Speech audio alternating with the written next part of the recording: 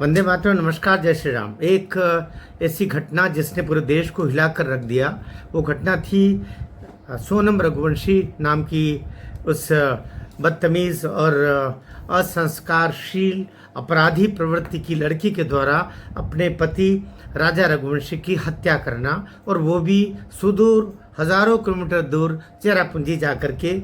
और वहाँ पर फिर षड्यंत्र जो भी रहता है वो षड्यंत्र तो होते ही हैं। उसके बाद में उसका पकड़ में आने के बाद में फिर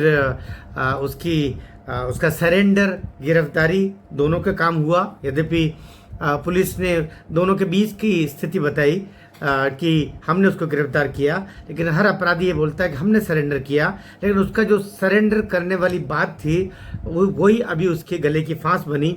हुआ ये कि पुलिस ने कुछ टेक्निकल उसमें ऐसी गलतियां कर दी, जिसके कारण से सोनम रघुवंशी को ट्रायल कोर्ट के द्वारा ही प्रकारांतर से आगे चल के जमानत मिल गई। क्योंकि गिरफ्तारी का जो कारण बताया जाना चाहिए था, वो कारण उन्होंने जो कारण था वो न बता करके कोई और धाराएं लगा करके कर दिया। ये मेघालय पुलिस की नाकामी, निकम्मापन और उनका अपराधीपन भी कह सकते हैं। मैं कहता हूँ कि पुलिस वालों को भी गिरफ्तार किया जाना चाहिए था कि उन्होंने ये गलती या कि ये अपराध कैसे कर दिया कि अपराध जिन धाराओं में दर्ज होना चाहिए था वो उन धाराओं के स्थान पर वो धाराएं लिख दी जो गिरफ्तारी का कारण नहीं था या इस अपराध में जो नहीं लगती है। बहरहाल उसको हाई कोर्ट पर भी लेके गए। हाई कोर्ट ने भी फिर ये देखा कि आपको इन धाराओं का इन खामियों के कारण से छोड़ा गया कि पुलिस वालों ने सही धाराएं नहीं लगाई गिरफ्तारी के समय, और या कि आपने सरेंडर किया उस समय आपका जो चालान जमा होता है उस समय वो चीज़ नहीं थी जिसके कारण से इन्हें जमानत मिली।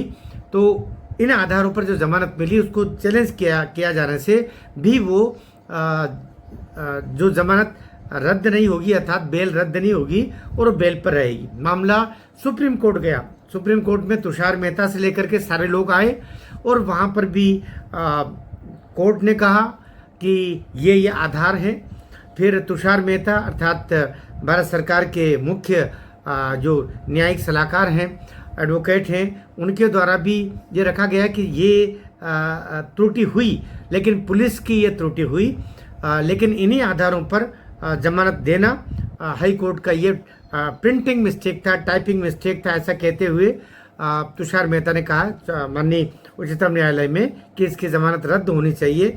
अभी ताज़ा ये है कि सुप्रीम कोर्ट ने सारे पहलुओं को देखा। सारे पहलुओं को देखने के बाद में ये तो बिल्कुल शीशे में साफ दिखाई दे रहा है, बिल्कुल धूप में दिखाई दे रहा है कि पुलिस वालों की गलत जो एफआईआर दर्ज हुई और चालान जमा हुआ उसमें जो दर्ज करना चाहिए था धाराएं वो न करते हुए गिरफ्तारी के समय जो कार्य हुआ वो सारी चीज़ों में त्रुटि हुई। लेकिन इन्हीं आधारों पर इतने जघन्य अपराध में जमानत देना गलत है, विशेषकर तब जबकि बहुत सारे गवाह अभी बाहर घूम रहे हैं, ट्रायल चल रहा है। ऐसे समय में उसको जमानत देना गलत है। तो सुप्रीम कोर्ट ने कहा कि या तो आप सरेंडर कर दें या हम आपकी जो बेल है उसको रद्द करने जा रहे हैं। अब दोनों स्थितियां सामने हैं। मुझे लगता है कि यहाँ पर अगली डेट से पहले ही सुप्रीम कोर्ट उसको जमानत को रद्द करेगा और यह अरेस्ट होगी। ऐसे लोगों का बाहर घूमना, मैं एक बात और कह रहा हूँ, न ही सोनम रघुवंशी अभी जमानत पर बाहर घूम रही होती और न ही दूसरा एक और अपराध जो कुछ ही दिन पहले हुआ वो नहीं होता। क्योंकि लड़कियों को लगता है कि हम अपने तथाकथित ये जो झूठा प्रेम और दिखावे का सब कुछ है, शरीर के प्रलोभन में और कुछ धन के प्रलोभन में जो अपराध चल रहे हैं, उन अपराधों की रोकथाम के लिए ऐसे अपराधियों को कड़ी से कड़ी सजा होना चाहिए और किसी भी तरीके से इनको जमानत नहीं मिलनी चाहिए।